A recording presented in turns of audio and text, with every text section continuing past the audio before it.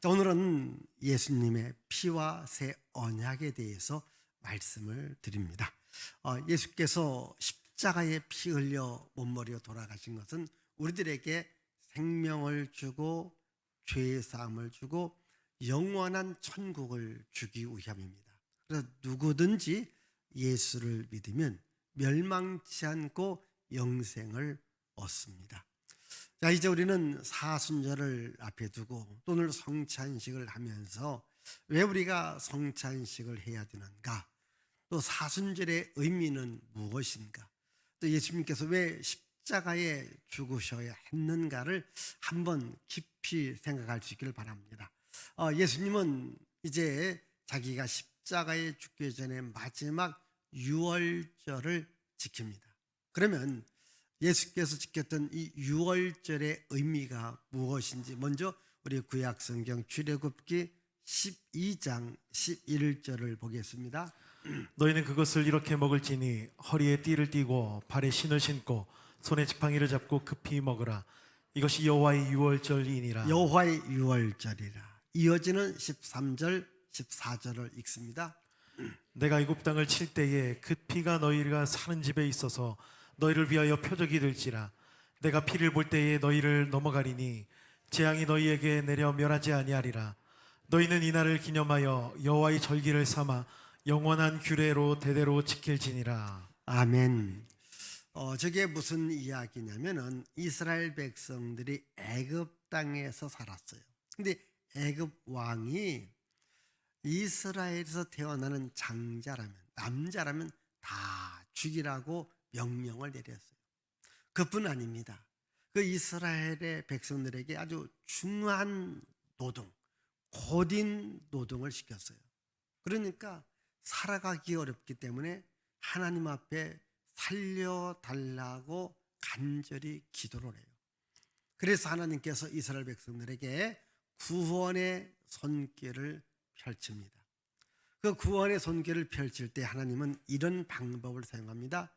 너희들에게는 어린 양을 잡아라. 어린 양을 잡고 그 피는 문에다 발라라. 그러면 그날 밤에 문에 피가 있는 집은 죽음의 재앙이 건너뛸 것이고, 문에 피가 없는 집에는 그 집안의 장자들이 죽을 것이다. 이렇게 하나님께서 명령을 내렸습니다. 그래서 이스라엘 백성은 하나님의 명령에 따라 어린 양을 잡아서 그 피를 문에다가 발랐던 것입니다. 자, 아침에 일어나 보니까 애굽 전역이 난리가 난 거예요. 왜? 왕의 아들부터 저 백성의 아들까지 장자들이 다 죽었습니다. 그때 애굽 왕은 더 이상 이스라엘 백성들을 고통 주고 묶어놓을 수가 없어서 너희들은 하나님의 명령에 따라 여기서 떠나가라라고 말씀하셨습니다. 이 사건을 유월절 사건이라고 말합니다. 그래서 이 유월절에 이스라엘 백성들이 죽음과 재앙과 저주가 있는 땅에서 나오게 됩니다. 이걸 우리는 건짐을 받았다, 구원을 받았다, 이렇게 말합니다. 그래서 유월절의 의미는 뭐냐면 죽음의 자리에서 건짐을 받고 저주의 자리에서 다시 나오게 된 것을 유월절이다. 그래서 하나님께서 하신 이 놀라운 일을 이제 이스라엘 백성들은 지켜야 된다. 그래서 1년에 한 번씩 지키기 시작한 겁니다. 이 유월절을 언제까지 지켜놓는가? 여기 예수님께서 이 땅에 오실 때까지 지키고 예수님도 유월절을 지킨 겁니다.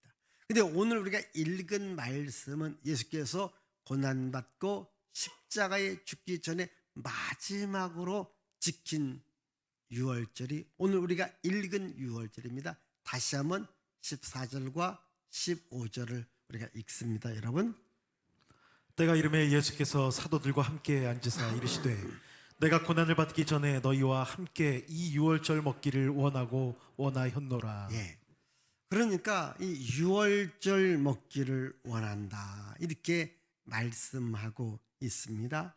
그러면 이 말이 무슨 말이냐면은, 자, 출애굽기 12장에서 시작되어서 예수님께서 유월절을 지킨 이때까지는 어떠한 방법으로 유월절을 지켰느냐 하면은 양이든지 소든지 이런 짐승의 피를 갖고 유월절을 지켰어요.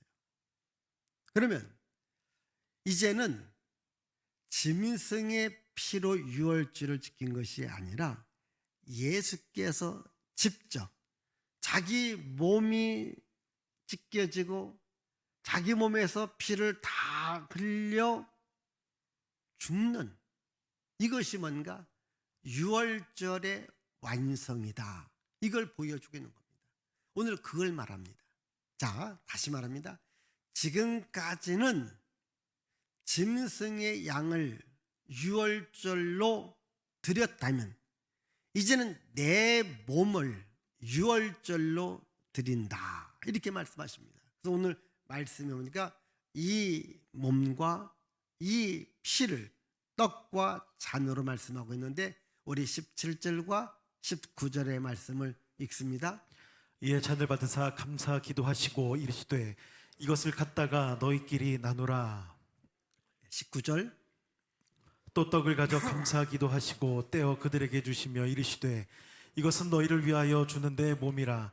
너희가 이를 행하여 나를 기념하라 하시고. 자, 예수께서 자기가 십자가에서 고난받고 죽음을 말합니다. 근데 고난받고 피 흘려 죽으면서 그 피를 이야기하면서 내 피는 새로운 언약이 된다, 이렇게 말씀하십니다. 새 언약의 피다. 20절 읽습니다. 20절입니다. 20절. 저녁 먹은 후에 잔도 그와 같이 하여 이르시되 이 잔은 내 피로 세우는 새 언약이니 곧 너희를 위하여 붓는 것이라. 자, 여기 보니까 이 잔은 내 피로 세우는 새 언약이다. 여러분, 새 언약이 있다고 하는 말은 이미 하나의 언약이 있음을 말합니다. 그러면 그 언약은 바로 출애굽기 12장에 시작하는 유월절의 언약이거든요. 그 유월절의 언약은 뭐냐면은 유월절이 되어지면 어린 양의 피로 제사를 드립니다. 그러면 어린 양의 피로 제사를 드리면 백성들이 죄 용서함을 받는데 그 죄 용서함의 기한이 1년이라는 거예요. 그래서 1년이 되어지면 또 어린 양을 잡아 피의 제사를 드리고, 또 1년이 되어지면 어린 양을 잡아 피의 제사를 드립니다. 그런데 이제 예수께서 자신이 피 흘려 드리는 제사는 다시 드릴 필요가 없이 사람들의 죄를 영원까지 용서해 주는 제사라는 겁니다. 자, 옛 언약에 말씀한 어린 양의 피는, 이 피의 제사는 백성들의 죄를 딱 1년만 용서해 줍니다. 그러나 예수의 피는 1년이 아니라 영원까지 우리를 용서해 준다. 자, 우리 한번 히브리서 9장 12절부터 15절까지 염소와 송아지라고 하는 것은 바로 짐승의 피를 말합니다. 자, 한번 읽어보십시다. 염소와 송아지의 피로 하지 아니하고 오직 자기의 피로 영원한 속죄를 이루사 단번에 성소에 들어가셨느니라. 염소와 황소의 피와 및 암송아지의 죄를 부정한 자에게 뿌려 그 육체를 정결하게 하여 거룩하게 하거든 하물며 영원하신 성령으로 말미암아 흠없는 자기를 하나님께 드린 그리스도의 피가 어찌 너희 양심을 죽은 행실에서 깨끗하게 하고 살아계신 하나님을 섬기게 하지 못하겠느냐. 이로 말미암아 그는 새 언약의 중보자시니 이는 첫 언약 때에 범죄한 죄에서 속량하려고 죽으사 부르심을 입은 자로 하여금 영원한 기업의 약속을 얻게 하려 하심이라. 다시 15절 보시면요, 이로 말미암아 그는 새 언약의 중보다. 이는 첫 언약. 여기 첫 언약은 유월절의 언약이고 어린 양의 피의 제사로 제사를 드리면은 너희들로 하여금 내가 1년 동안 죄를 용서해 주겠다. 그러니까 죄가 100% 용서된 게 아닙니다. 딱 1년입니다. 그러면 1년이 지나가면 여전히 죄가 있는 상태로 있습니다. 그러니까 또 제사 드리고 또 제사 드립니다. 그런데 이제 이런 짐승의 피가 아니라 예수님 자체가 피 흘려 죽으셨습니다. 예수께서 피 흘려 죽으시는 그 죽음은 우리의 죽음을 예수께서 죄값을 지불한 죽음으로 인정하사 이제 예수께서 십자가에 피 흘려 죽으심의 제사의 효력은 영원까지 이른다. 그래서 이 기독교 신앙에서 가장 큰 핵심은 뭐냐면 예수의 피를 우리가 믿는 거예요. 예수께서 고난받고 십자가에서 피 흘려 죽으셨다. 이걸 믿는 것이 기독교의 핵심적 신앙입니다. 우리 한번 예배소 1장 7절, 요한일서 1장 7절 읽어보십시다.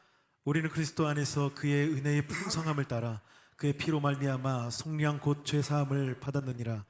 그가 빛 가운데 계신 것 같이 우리도 빛 가운데 행하면 우리가 서로 사귐이 있고 그 아들 예수의 피가 우리를 모든 죄에서 깨끗하게 하실 것이요. 여기 보면 예수의 피가 우리를 모든 죄에서 깨끗하게 한다. 여러분, 예수 피에 뭐가 있는가? 사랑과 용서가 있다는 거예요. 죄에는 죽음과 재앙과 멸망이 있습니다. 그러나 예수의 피에는 생명과 복이 있습니다. 오늘 우리가 이 성찬이라고 하는 것은 예수님의 생명을 우리가 받아들이는 거예요. 이 성찬에는 하나님의 용서가 있고 하나님의 사랑이 있습니다. 우리가 살아가면서요, 가장 필요한 것이 뭐냐면 용서와 사랑입니다. 그럼 가장 어려운 것은요, 사람들을 사랑해 주는 것보다 더 어려운 것이 뭡니까? 용서해 주는 거예요. 한번 여러분들도 생각합시다. 나 저 사람 죽어도 용서 못해. 여러분, 용서해 주는 것이요, 어렵습니다. 그렇지 않습니까? 여러분, 예수님은 자기를 죽인 이런 사람들조차 예수께서 십자가에서 마지막으로 한 말씀 가운데 하나가 이겁니다.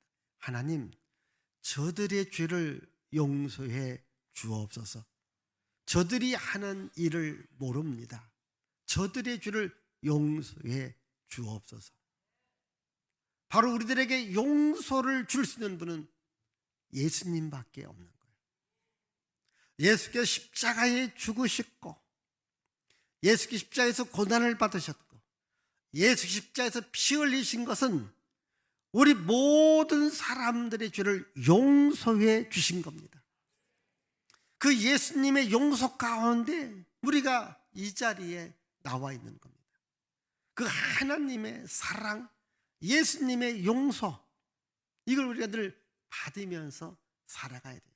그래서 우리는 이 예배의 자리에 나와 있고 성찬의 자리에 나와서 정말 예수께서 나의 죄를 가지고 십자가에 피 흘려 죽으셨다, 이걸 내가 받아들이는 것이고 이걸 내가 믿는 것입니다.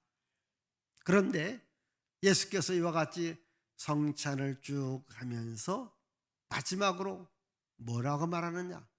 너희 중에 하나가 나를 팔리라. 우리 여기 21절부터 읽어보십시다, 여러분. 그러나 보라, 나를 파는 자의 손이 나와 함께 상 위에 있도다. 인자는 이미 작정된 대로 가거니와 그를 파는 그 사람에게는 화가 있으리로다 하시니 그들이 서로 묻되 우리 중에서 이 일을 행할 자가 누구일까 하더라. 제자가 12명입니다. 우리 중에 누가 예수를 팝니까? 그때 예수께서 말합니다. 가룟 유다다. 저 사람은 태어나지 아니했으면 좋을 것이다. 저 사람에게 화가 있다. 그렇게 말합니다. 지금 이 성찬을 하고 있는 중에 있습니다. 6월절 마지막 식사 자리에서 이미 가룟 유다는 그 자리에 참석할 때에 예수를 팔리라 마음을 먹고 온 겁니다. 예수님이 이걸 알았습니다. 그래서 가룟 유다를 향하여서 이 성찬의 자리를 통해서 다시 한번 돌아올 수 있는 자리를 마련해 준 겁니다. 회개할 수 있는 자리를 마련해 준 겁니다. 이제라도 너희의 잘못을 뉘우치고 나와 함께 있어야 된다. 너 나를 파는 무리들과 함께하면 안 되고, 그리고 나를 파는 무리들은 그게 바로 사탄의 조종을 받는 자들이다. 이 사탄의 조종을 받는 자, 나를 파는 그들 편에 서지 말고 끝까지 나와 함께 이 성찬의 자리, 나와 함께 있는 자리에 있어야 된다. 그런데 가룟 유다는 그 기회를 박차고 바깥으로 나갔어요. 그럼 왜 가룟 유다가 정말 마지막 살 수 있는 기회를 박차고 나가버렸을까요? 오늘 읽은 누가복음 22장 3절은 이렇게 말합니다. 읽습니다. 22장 3절입니다. 12 중에 하나인 가룟이라고 부르는 유다에게 사탄이 들어가니. 예, 사탄이 들어가요.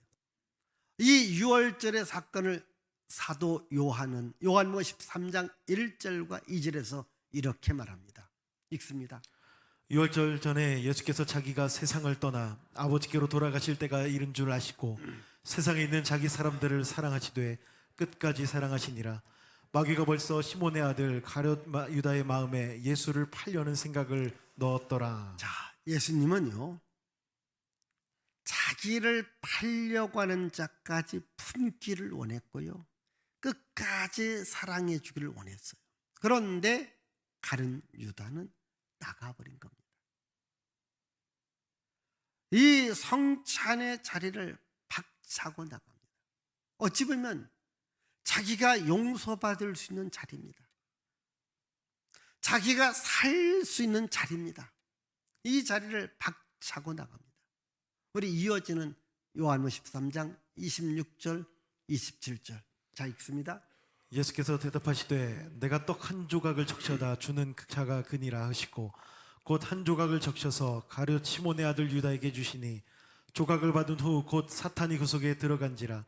이에 예수께서 유다에게 이르시되 내가 하는 일을 속히 하라 하시니 30절 유다가 그 조각을 받고 곧 나가니 밤이러라. 예.